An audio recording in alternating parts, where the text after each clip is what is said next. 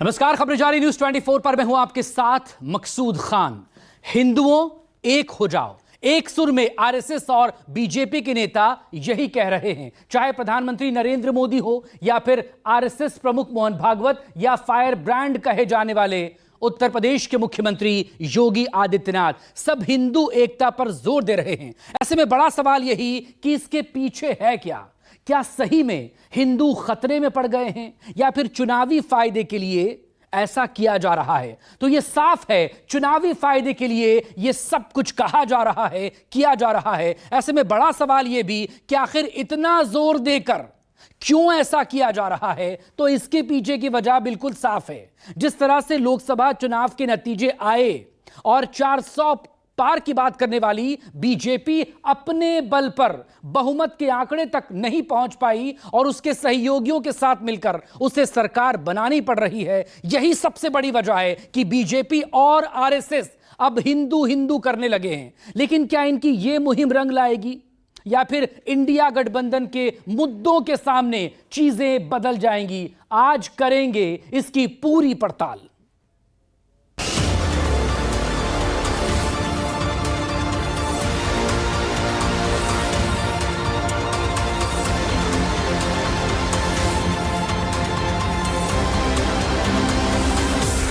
भारत के चारों ओर विशेषकर सीमावर्ती प्रांतों में इस प्रकार के कारस्थानों के चलते क्या क्या हो रहा है हम देख सकते हैं। बटेंगे तो कटेंगे, एक रहेंगे तो नेक रहेंगे। इनके अर्बन नक्सल साथी कितनी बार कौड़ गए? उनकी पार्टी टेररिस्ट की पार्टी है, लिंचिंग करते हैं, मारते हैं। ये वो लोग हैं जो नफरत पे राजनीति करना चाहते हैं, ये वो लोग हैं जो भेदभाव पे राजनीति करना चाहते हैं। बीजेपी की विचारधारा, आरएसएस की विचारधारा देश में नफरत फैला रही है, हिंसा फैला रही है।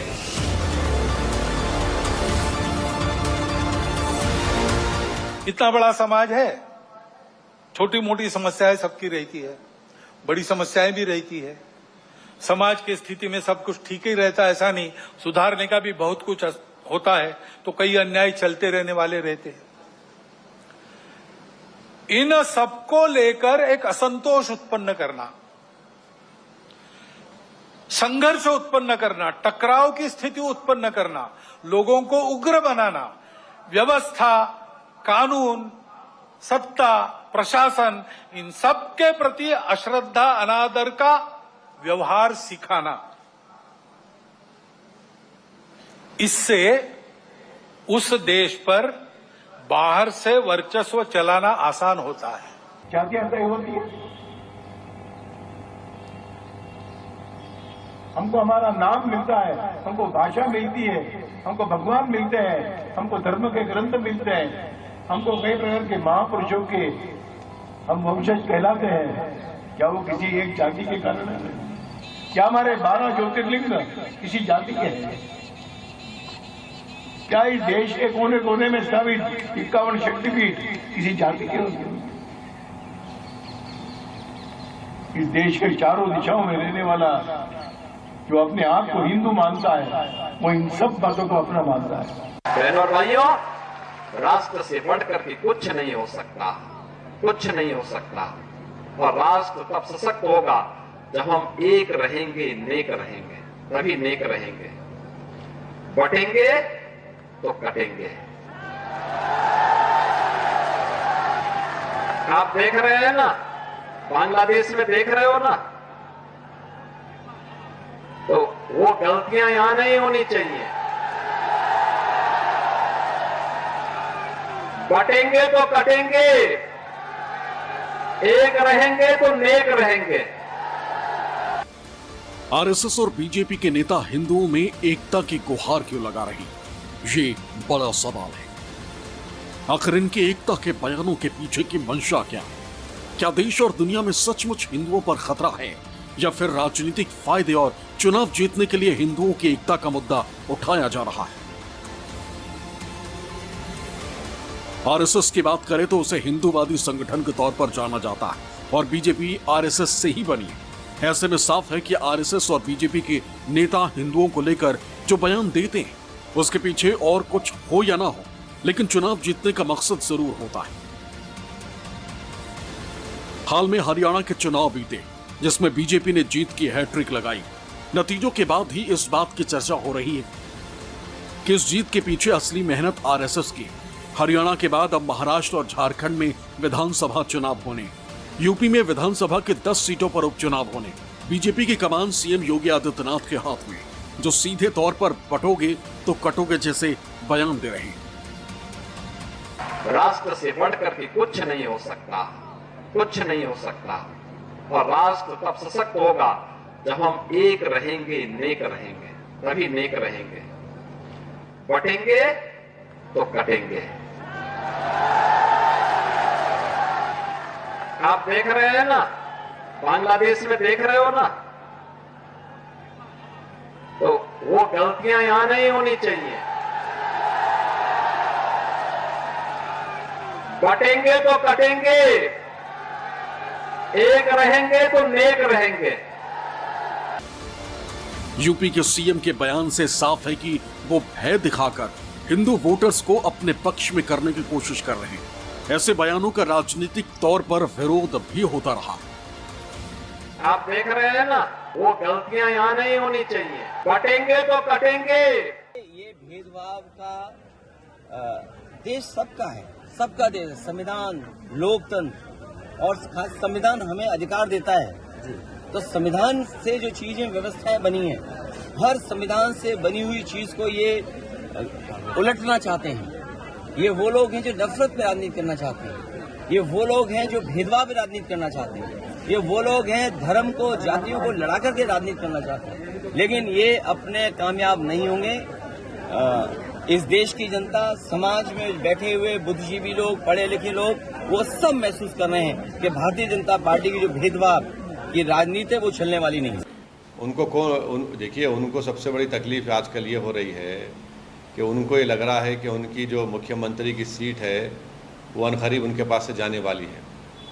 तो इसीलिए वो बीजेपी को पैगाम दे रहे हैं क्या, बटेंगे तो कटेंगे। कौन बांट रहा है देश को? कौन बांट रहा है?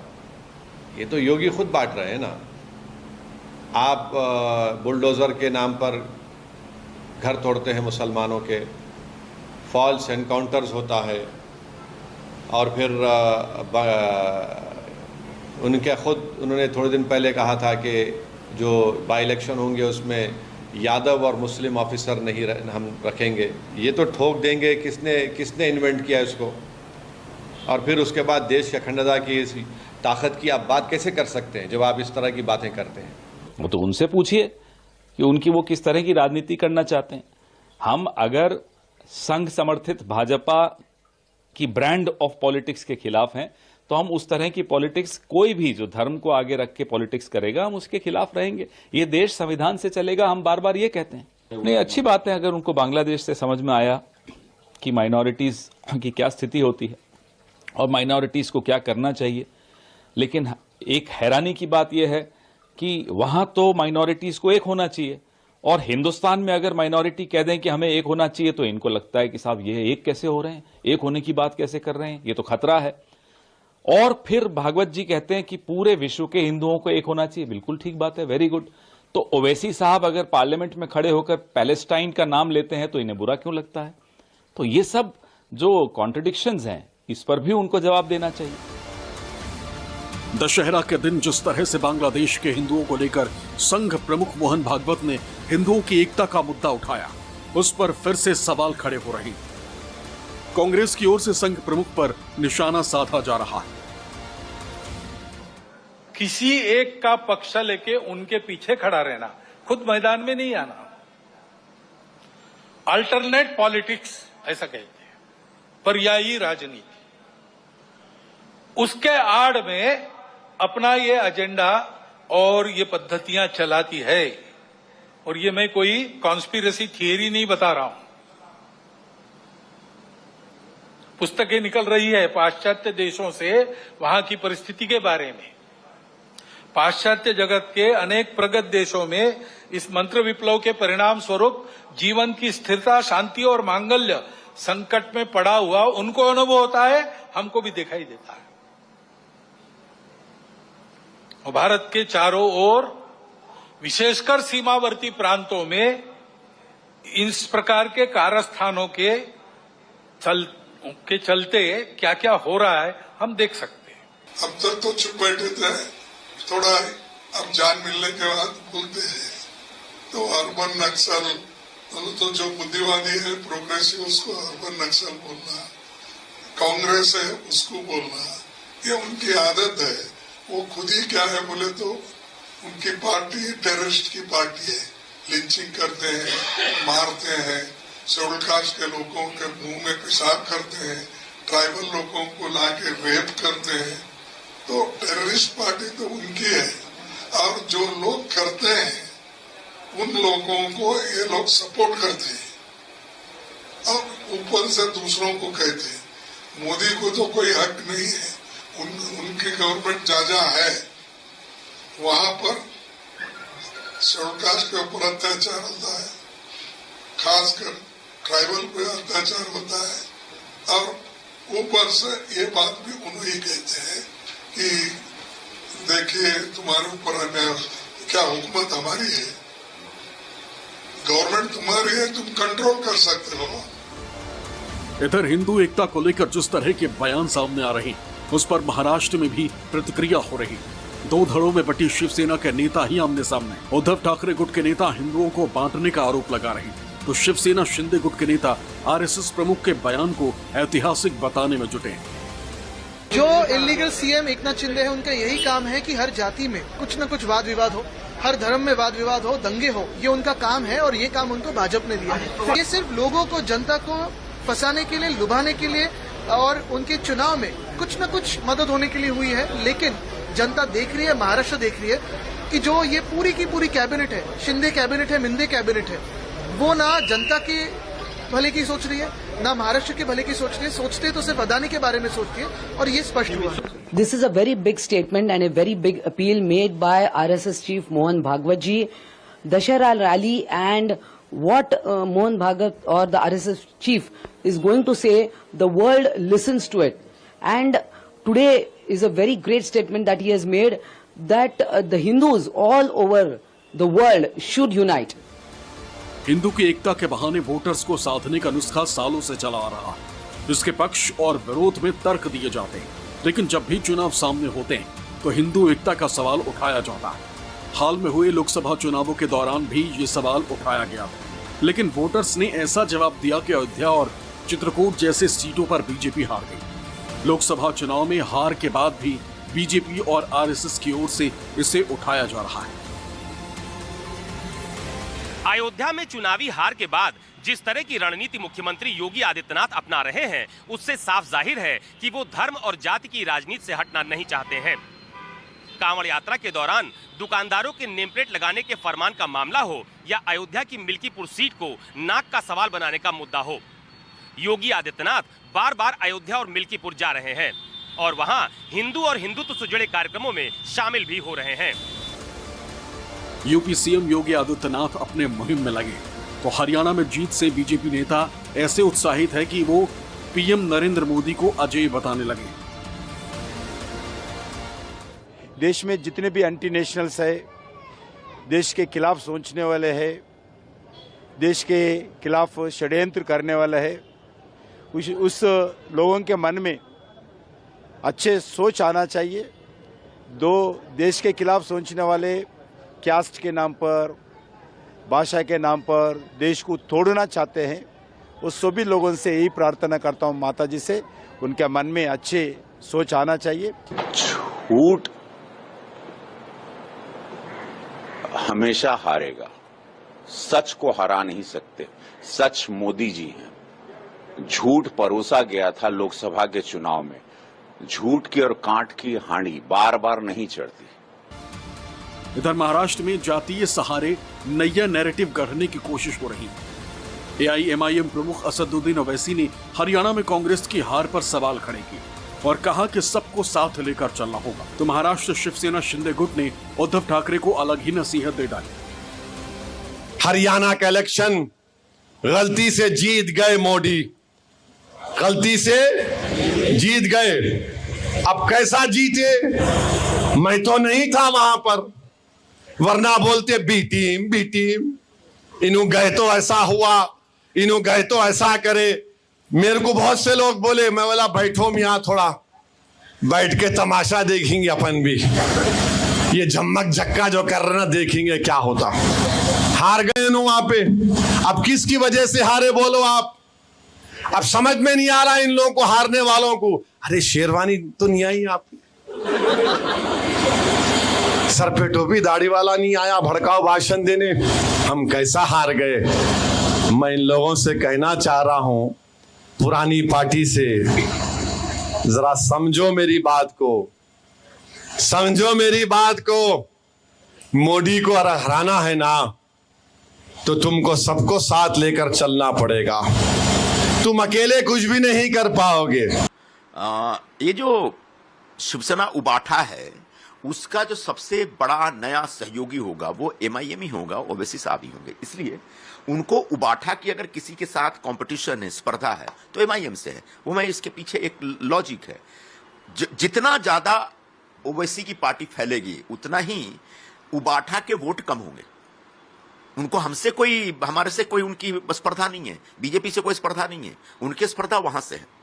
और इसलिए अगर उबाठा अपने आप को बचाना चाहता है तो निश्चित तौर पर उनको MIM को अपने मोर्चे में लेना पड़ेगा, अपनी अखाड़ी में लेना पड़ेगा। महाराष्ट्र में चुनावी सरगर्मी तेज है। पीएम नरेंद्र मोदी और विपक्ष के नेता राहुल गांधी के दौरे हो रहे हैं। हाल में महाराष्ट्र दौरे पर पहुंचे पीएम नरेंद्र मोदी कांग्रेस पर बड़ा हमला उन्होंने बोला और उसे अर्बन नक्सल तक बता दिया। आपको याद होगा, लोकसभा चुनाव का परिणाम आने के पहले इन्होंने किस तरह का कोहराम मचाया था। चुनाव के दौरान भी ये लोग, इनको सहयोगी दल, इनके अर्बन नक्सल साथी कितनी बार कोर्ट गए, सुप्रीम कोर्ट तक गए। और किस लिए? ताकि ये लोग चुनाव आयोग की संवैधानिक निष्पक्षता पर बट्टा लगा सके।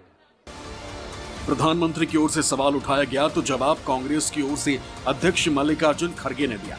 उन्होंने बीजेपी को उसी की भाषा में जवाब दिया और कहा कि जिस तरह की घटनाएं बीजेपी के नेताओं की ओर से की जा रही है, उससे वो सीधे तौर पर नक्सली पार्टी लगती है।